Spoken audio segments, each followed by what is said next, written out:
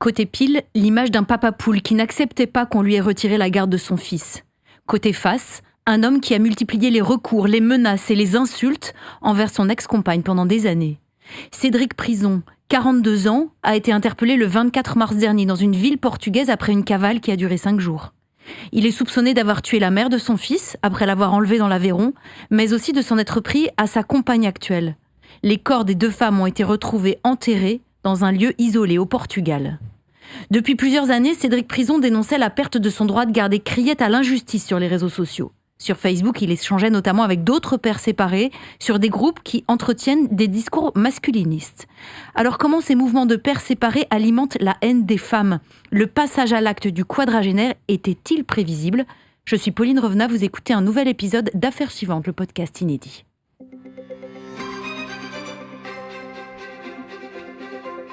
Elisa Fernandez, bonjour. Bonjour. Vous êtes journaliste police-justice à bfmtv.com. Stéphanie Lamy, bonjour. Bonjour. Vous êtes chercheuse, spécialiste des guerres de l'information et autrice du livre « La terreur masculiniste ». Merci d'être avec nous. Dans un instant, nous reviendrons sur ce travail de recherche que vous avez mené. Mais tout d'abord, Elisa, on va revenir sur ce double féminicide au Portugal. Et tout démarre avec un avis de disparition. 5 personnes se volatilisent dans l'Aveyron le 20 mars. Cédric Prison, 42 ans, son ex-compagne de 40 ans, Audrey, leur fils de 12 ans, mais aussi la compagne actuelle de l'homme, Angela, et leur enfant d'1 an et demi. Une quintuple disparition donc, et aussitôt un suspect qui se dégage, Cédric Prison lui-même. Si les enquêteurs s'intéressent à lui, c'est parce qu'il a un profil particulier. Oui, en effet, les policiers vont remonter le fil de son parcours. Ils vont découvrir qu'il vivait comme une injustice le fait d'avoir perdu la garde de son fils de 12 ans. Et lorsqu'il s'était séparé d'Audrey, son ex-compagne, les deux s'étaient d'abord mis d'accord sur un mode de garde alterné. Leur relation n'était pas apaisée pour autant. Ils ont d'ailleurs été condamnés pour des violences réciproques à 6 mois de prison avec sursis en 2021 puis en 2024 en appel. Le casier judiciaire de Cédric Prison va ensuite s'étoffer de plusieurs autres condamnations, notamment pour du harcèlement conjugal. Et au printemps 2021, il enlève son fils en Espagne en compagnie de sa nouvelle compagne Angela. Il est finalement intercepté au bout de 2 mois et il est reconduit en France par les autorités. Là, il va écoper d'une peine de 9 mois de prison aménagée sous surveillance électronique à domicile. Mais surtout, c'est à ce moment-là qu'il perd la garde de son fils. Il n'a désormais le droit de le voir que 2 fois par mois et en présence des services sociaux. Et cette décision de justice, Cédric Prison, il la voit comme une profonde injustice. Oui, en tout cas, c'est ce qu'il se met à répéter de manière très soutenue sur ses réseaux sociaux. Ses comptes, ils ont depuis été désactivés, mais nous, on a pu un petit peu les consulter avant que ce soit le cas. Et dans de très nombreux messages vidéo postés sur Facebook, YouTube, X ou encore TikTok, il se montre très virulent. Il insulte son ex-compagne, la traite, je cite, de folle, de criminelle. Et surtout, il va développer tout un discours, toute une rhétorique selon laquelle la justice serait corrompue. Elle n'a pas rendu la bonne décision en donnant la garde exclusive du petit garçon à son ex-compagne. Et pour lui, au contraire, son fils est en danger auprès d'elle, alors qu'il se présente comme un père aimant qui sait parfaitement s'occuper de ses enfants. En tout cas, c'est ce qu'il soutient dans ses publications. Stéphanie Lamy, je me tourne vers vous. À présent, vous avez travaillé notamment sur ces profils de pères qui crient à l'injustice parce qu'ils ont perdu la garde de leurs enfants. Est-ce que cet argument d'une justice biaisée, partiale ou corrompue, ça revient souvent chez eux? Oui, ça revient souvent chez eux. Surtout, ils estiment que la féminisation du corps judiciaire affaiblit les démocraties et surtout que la loi des pères, la loi naturelle des pères, devrait être supérieure à celle de la République. Donc on est sur du militantisme masculiniste dans la mesure où ils ne se prennent pas uniquement aux ex, mais également au système judiciaire, donc des institutions de la République. Alors, si je vous entends bien, il y a aussi cette idée selon laquelle la justice est trop acquise à la cause des femmes pour rendre des décisions équitables. Oui, justement, ils estiment que parce que les juges sont majoritairement des femmes, le corps judiciaire se féminise de plus en plus, elles ne seraient pas en capacité de rester neutres et vont juger en fonction de leur genre. Alors, on sait très bien que d'autres études, que ce n'est pas du tout le cas, que les femmes juges peuvent aussi être sexistes et vont rendre en fait des ordonnances de justice qui peuvent aussi être en faveur des pères, notamment violents. En fait, être déchu de ses droits, c'est l'exception, encore, malheureusement. pas la règle. Mais oui, ces hommes-là estiment que la justice est injuste envers les hommes parce qu'hommes. Elisa, pour en revenir à Cédric Prison, il ne s'en tenait pas à des publications sur les réseaux sociaux. Non, il avait aussi manifesté en 2023 devant la mairie de sa commune, toujours pour dénoncer cette décision de justice et clamer haut et fort que son ex-compagne était une criminelle, toujours les mêmes mots. Il était d'ailleurs en compagnie d'autres pères séparés qui avaient eux aussi perdu la garde de leur enfant et qui dénonçaient également des jugements biaisés. Enfin, après cette quintuple disparition, certains titres de presse quotidienne régionale ont expliqué qu'ils avaient à plusieurs reprises par le passé été contactés par Cédric Prison qui souhaitait à tout prix médiatiser son histoire et donc faire parler de lui. Stéphanie Lamy, cette manière de lutter en manifestant par exemple, parfois avec des hommes dans la même situation, c'est l'un des moyens d'action de ces pères séparés, c'est fréquent ? C'est très fréquent d'ailleurs, il y a encore ça marche très bien auprès de la presse quotidienne régionale qui n'est absolument pas formée à ces techniques de manipulation de l'opinion.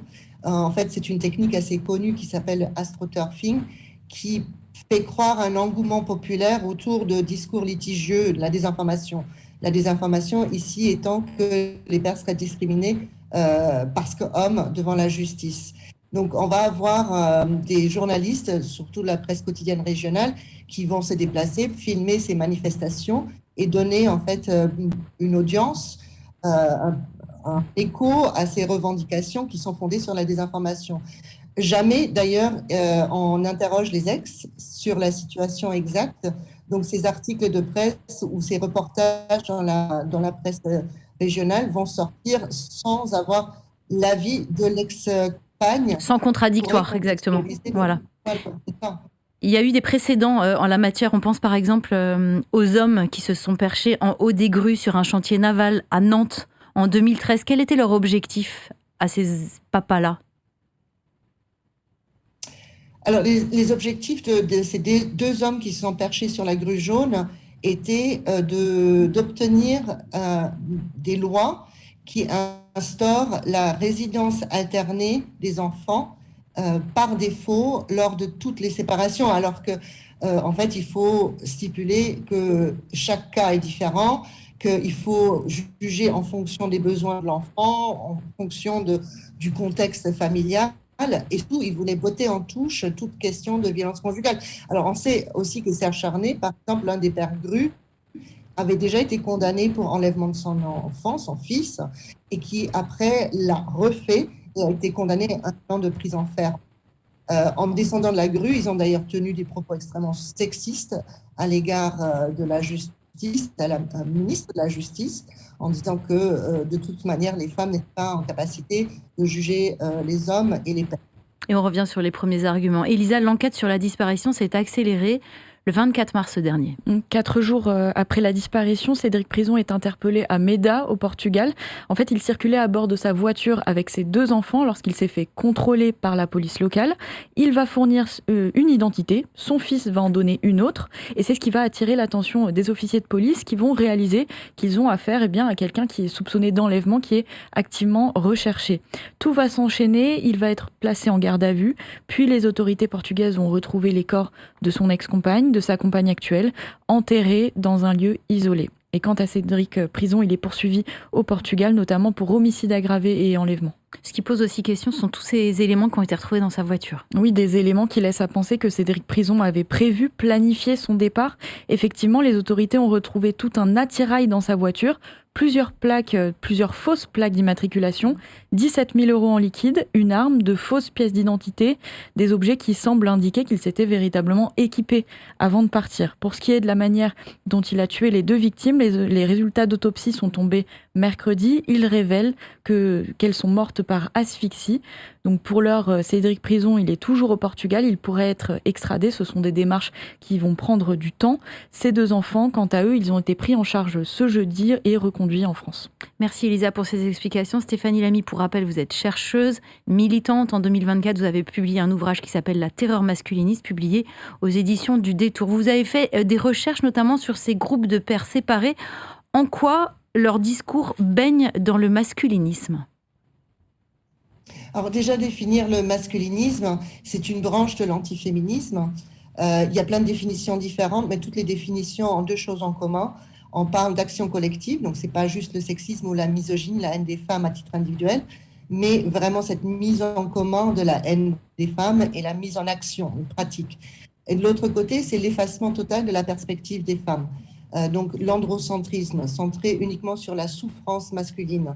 Et ça, on le retrouve réellement dans les discours de Cédric Prison, et d'ailleurs plus largement au sein de tous ces milieux radicaux masculinistes de la mouvance des pères séparés, parce qu'il faut savoir que les masculinismes sont multiples, parfois se font concurrence, parfois vont dans le même sens, parfois la conjugalité, c'est même quelque chose qui s'estime être une taxe sur l'homme, c'est pour le MGTOW, mais pour les pères séparés, ils ont à peu près les mêmes discours. Est-ce qu'on sait à quel moment ces mouvements de pères séparés sont apparus ? Est-ce que c'est récent ? Oui. Alors, ces mouvances de pères séparés ont apparu dès la fin des années 60, début des années 60, partout dans le monde occidental. Ce n'est pas spécifique à la France.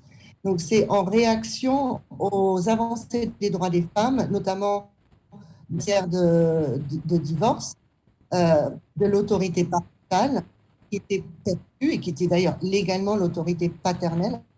Et à partir du moment où on considérait que l'autorité parentale pouvait être partagée par les mères et par les pères, il y a eu une résistance, un backlash, un retour de bâton qui s'est organisé de manière assez corporative. Puisque nous sommes toujours dans une société sexiste, ces discours-là continuent en fait à abreuver même la logique judiciaire, aussi dans les médias. On voit souvent, lorsque les faits de féminicide ou des violences conjugales sont relayés dans la presse, on va dire que c'est la rupture conjugale qui aurait été à l'origine des violences. On dit que c'est le droit de garde qui a suscité les violences. C'est pas ça, c'est la violence même de l'auteur. Donc on est encore dans cette logique-là. On a beaucoup de mal à se défaire de la naturalisation de l'autorité paternelle. Dans le discours de Cédric Prison, il y a cette idée selon laquelle il est victime d'un système. Est-ce que cette posture victimaire, elle se retrouve chez les autres pères séparés qui militent eux aussi pour la garde de leurs enfants ? Oui, absolument. C'est d'ailleurs ce ressenti de déclassement identitaire justifie le militantisme, voire le passage à l'acte violent, en prenant pour cible soit leurs ex, soit des huissiers qui viennent les déloger, soit des avocats, soit des juges, soit les enceintes judiciaires. Donc, et les journalistes aussi, donc, et les féministes. Donc, ils sont très larges dans leur cible, mais ce discours victimaire sert de justification. Quel est le risque de passage à l'acte violent chez ces militants, comme ça semble être le cas ici avec Cédric Prison ? C'est très difficile à dire, notamment parce qu'on manque de recherche sur ce milieu spécifique. Alors, il existe pas mal de recherches pour décrypter leur discours, pour montrer comment ils s'organisent. Mais est-ce qu'ils s'organisent sur les réseaux sociaux, dans des groupes, dans des associations ? Il y a une espèce de ramification via les réseaux sociaux. Comment eux, ils s'organisent entre eux ?